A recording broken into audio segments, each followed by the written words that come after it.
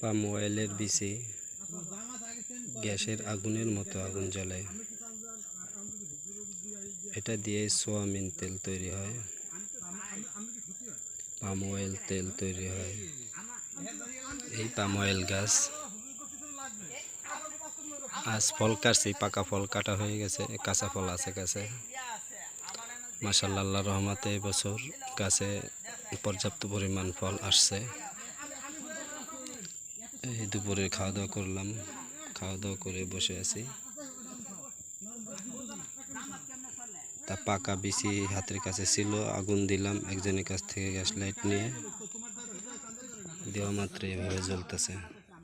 আমরা মাঝে মধ্যে ডিমও সিদ্ধ করে খাইছি এভাবে, বাগানে মুরগির যে ডিম পাওয়া যায় এভাবে এই তিন পাশে তিনটা ডেগে কাটতে দিয়া প্লাস্টিকের ভিতর ভইরা পানি ভইরা দিলে 10 মিনিট এভাবে রাখলে সিদ্ধ হয়ে যায় ডিম।